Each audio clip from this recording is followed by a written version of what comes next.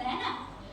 तर तसंच आपलं मानसिक आरोग्य पण असतं. आता आपल्या शरीराला काही दुखापत झाली तर आपल्याला लवकर लक्षात येतं की आपल्याला काही आजार झाला आहे, काही दुखत आहे, ते लक्षात येतं. पण आपल्या मनाला, मानसिक आरोग्याला काही झालं आहे हे लक्षात येतं का? नाही. पण आपण याच प्रश्नावरती आज चर्चा करणार आहोत. ठीक आहे. आपल्या मानसिक आरोग्याला धोका पोहोचला किंवा काही झालं तर हे पण आपण ओळखू शकतो. त्याच्यासाठी फक्त आपल्याला एक वेगळा दृष्टिकोन हवा आहे. तर आता तो कसा ओळखायचा आणि मानसिक आरोग्य नेमकं म्हणजे काय हे सगळं आपण चर्चा करणार आहोत.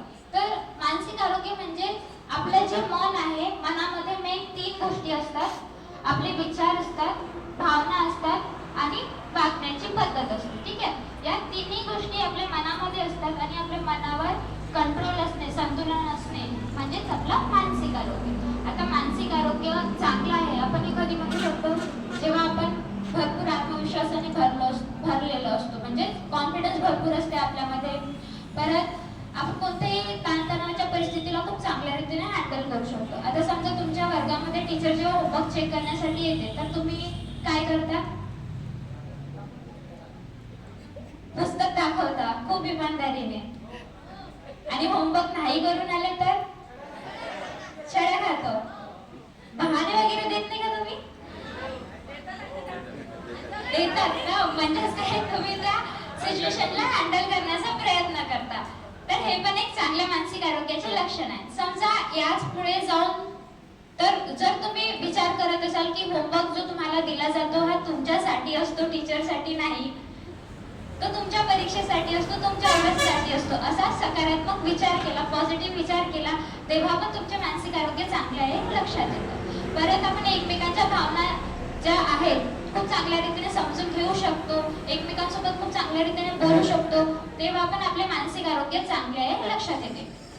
आता आपले मानसिक आरोग्य जे आहे ते कशामुळे खराब होऊ शकते किंवा कशामुळे त्याला धोका निर्माण होऊ शकतो, तर याचे मेन 3 कारण आहे. एक तर आपली फॅमिली, कुटुंब, दुसरा आहे समाज आणि तिसरा आहे पर्यावरण. आता कुटुंबामध्ये समजा जर आई वडील घरी असतील आणि रोज झगडा करत असेल तर आपलं अभ्यासामध्ये मन नाही लागत. परत कुणाचे आई वडील नसतील आणि दुसऱ्या व्यक्तीकडे जर राहत आहे आपण, तर अशा वेळेस पण त्या मुलाला जे काही पाहिजे आहे ते मनमोकळेपणाने त्यांना सांगू शकत नाही, दुसऱ्यांना सांगू शकत नाही. त्यामुळे पण मानसिक आरोग्यावर परिणाम होतो. परत कुणाचे तरी आई वडील हेच मानसिक आजारी असतात, त्यामुळे त्यांच्या मुलांना पण मानसिक आजार होण्याची शक्यता जास्त असते.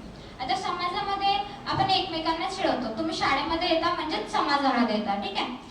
आता समाजामध्ये म्हणजेच तुम्ही शाळेमध्ये आले, मुलं एकमेकांना चिडवतात, तू असाच आहे, तू तसाच आहे, म्हणजे तो लहान आहे, तो खूप लठ्ठ आहे, मोठला आहे, असं चिडवतात. तर यामुळे पण एखाद्याच्या मानसिक आरोग्याला धोका पोहोचू शकतो. आता पर्यावरणीय घटक आपल्या मानसिक आरोग्याला कसे काय जबाबदार असू शकतात? समजा एखादी पूर परिस्थिती आली, म्हणजे नैसर्गिक आपत्ती आली, तेव्हा एखाद्या माणसाचे संतुलन हलू शकते. जर त्याला